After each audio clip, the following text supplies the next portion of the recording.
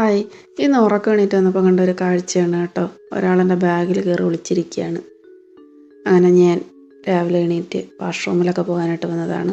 നമ്മളെ നാട്ടിൽ washroom, bathroom എന്നൊക്കെ പറയും. അയർലൻഡിൽ ബാത്റൂം എന്ന് തന്നെയാണ് പറയുന്നത് കേട്ടോ. ഇതിവിടുത്തെ സിങ്ക്, ഹോട്ട് വാട്ടറും കോൾഡ് വാട്ടറും ഒക്കെ കിട്ടും. ഇത് എൻ്റെ ക്ലോസപ്പ് ഇട്ടാണ് ഞാൻ പല്ല് വെക്കുന്നത് കേട്ടോ. അയർലൻഡിലായാലും ഞാൻ ക്ലോസപ്പിന് പറയും. ക്ലോസപ്പാണ് മെയിൻ. പിന്നെ ഇതേണ്ട, ഇതാണ് ഇവിടുത്തെ ഷവർ സെക്ഷൻ കേട്ടോ. ചിലയിടത്ത് ബാത്ത് ടബ്ബായിരിക്കും, ചിലപ്പോൾ ചെറിയൊരു പോർഷനേ ഉണ്ടാവുള്ളൂ. ഇവിടെ ഇങ്ങനെ ഷവറിൻ്റെ ഒരു നല്ല ലോങ് ആയിട്ടുള്ളൊരു പോർഷനാണ്. ഇവിടെ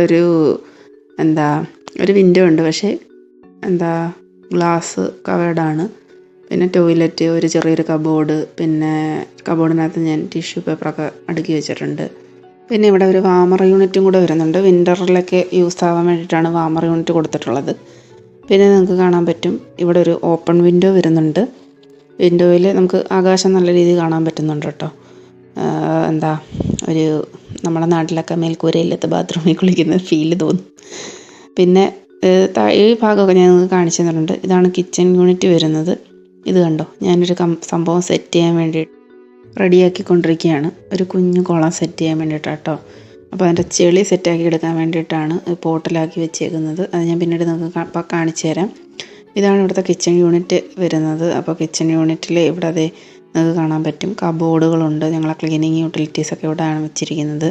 പിന്നെ കത്തിയും സ്പൂണ് അങ്ങനെയുള്ള കാര്യങ്ങൾ സെറ്റ് ചെയ്യുന്ന ഒരു വാർഡ്രോബ് പോലെ സെറ്റ് ചെയ്തിട്ടുണ്ട് ഇവിടെ. പിന്നെ കിച്ചൺ സിങ്ക് വരുന്നുണ്ട്. നമുക്ക് വാഷിങ് കാര്യങ്ങൾ, ഇത് ഡിഷ് വാഷറാണ് കേട്ടോ. അപ്പോൾ കുറച്ച് പാത്രങ്ങളൊക്കെ ഉള്ളെങ്കിൽ ഞാനല്ലാതെ കൈകൊണ്ട് കഴുകി എടുത്ത് മാറ്റാറാണ് പതിവ്. ഡിഷ് വാഷറിൽ അങ്ങനെ ഇടാറില്ല. ഹ്യൂജ് എമൗണ്ട് ഉണ്ടെങ്കിൽ ഇടാറുള്ളൂ. പിന്നെ കുറേ സ്റ്റോറേജ് സ്പേസുകൾ വരുന്നുണ്ട്. സ്റ്റോറേജ് പ്ലേസിലൊക്കെ ദാരിദ്ര്യമാണ്. മാസാവസാനം ആയതുകൊണ്ട് ഞങ്ങൾക്ക് ദാരിദ്ര്യമാണ് കേട്ടോ. ഇതാണ് നിങ്ങളുടെ കിച്ചൺ അടുപ്പ് വരുന്നത്. പിന്നെ അവിടെ ഒരു ഓവൻ വരുന്നുണ്ട്. പിന്നെ ഇത് നമ്മൾ കുക്ക് ചെയ്യുമ്പോൾ വരുന്ന സ്മോക്സ് ഇല്ലേ, അപ്പോൾ അത് ക്യാച്ച് ചെയ്യാനായിട്ട് വെച്ചിരിക്കുന്ന എക്സോസ്റ്ററാണ്. പിന്നെ വീണ്ടും സ്റ്റോറേജ് യൂണിറ്റ്സ് ആണ് കേട്ടോ. കുറേ സ്റ്റോറേജ് യൂണിറ്റുകൾ തന്നിട്ടുണ്ട്. അപ്പോൾ നമുക്ക് ധാരാളമായിട്ട് സ്പേസ് എക്സ്ട്രാ ആണ്. പിന്നെ ഇത് കണ്ടോ, ഇത് ജസ്റ്റ് ഞങ്ങൾ ഐറ്റംസൊക്കെ വെച്ചിരിക്കുന്നതാണ്. ഇനി ഇത് കണ്ട് തെറ്റിദ്ധരിക്കേണ്ടത് നോൺ ആൽക്കഹോളിക് മുൾഡ് പഞ്ചാണ്. വൈനാണ്, പ്യുവർ വൈനാണ്, നോൺ ആൽക്കഹോളിക്കാണ്. ജസ്റ്റ് ചുമ്മാ മേടിച്ച് വെച്ചിരിക്കുന്നതെന്ന് മാത്രം. നാട്ടിൽ എന്താ പറയാന്ന് വെച്ചാൽ, പിന്നെ ഇവിടെ അതേണ്ട ബാക്കി സ്പേസ്, ഇത്രയും സ്പേസാണ് ഇവിടെ കിച്ചണിൽ ഓൾ ഓവർ ഉള്ളത്. ഇത് നമ്മുടെ ഫ്രിഡ്ജാണ്. ഫ്രിഡ്ജ് എപ്പോഴും മിക്കപ്പോഴും ഫുള്ളായിട്ടാണ് ഇരിക്കുന്നത്. പിന്നെ ഞങ്ങളുടെ ഒരു വാമർ യൂണിറ്റ് ഇവിടെയും വരുന്നുണ്ട്, കിച്ചണിലേക്കുള്ള പർപ്പസിന് വേണ്ടിയിട്ട്. ഇന്ന് ഞാൻ കുക്ക് ചെയ്യാനായിട്ട് ഉദ്ദേശിക്കുന്നത് ഒരു മഷ്റൂം തീയലാണ് കേട്ടോ. കുമിള് അല്ലെങ്കിൽ കൂണ് എന്നൊക്കെ ഞങ്ങളുടെ നാട്ടിൽ പറയാറുണ്ട്. അപ്പോൾ അത് വെച്ചിട്ടൊരു തീയലാണ് ഉണ്ടാക്കുന്നത്. വറുത്തരച്ചിട്ടാണ് സാധാരണ തീയൽ വെക്കുന്നത്. ഞാൻ വറുത്തരച്ച ഗ്രേവി ചേർക്കുന്നില്ല, തേങ്ങ വറുത്തരച്ച് ചേർക്കാതെ സാധാ വെക്കുകയാണ്. ഇത് ബട്ടൺ മഷ്റൂമാണ് കേട്ടോ.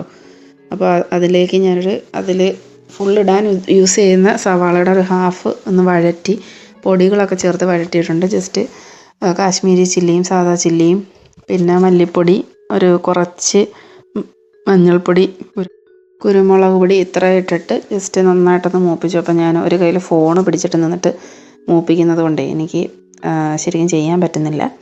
അപ്പോൾ ഞാനതൊന്ന് മൂപ്പിച്ചിട്ട് ഞാൻ പിന്നീട് അടുത്ത ബാക്കി വീഡിയോ കണ്ടിന്യൂ ചെയ്യാം, അല്ലെങ്കിൽ ശരിയാവത്തില്ല. പിന്നെ ഇത് ഇപ്പോൾ മൂപ്പിച്ച് വെച്ചിട്ടുണ്ട്.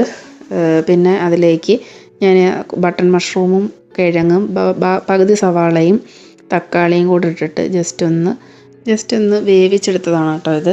അപ്പോൾ ആദ്യം ഞാൻ അതിൻ്റെ പകുതിയോളം സ്റ്റോക്ക് നമ്മുടെ ഇതിലേക്ക് ഒഴിച്ചു നന്നായിട്ടൊന്ന് തിളപ്പിച്ചെടുക്കുന്നുണ്ട്.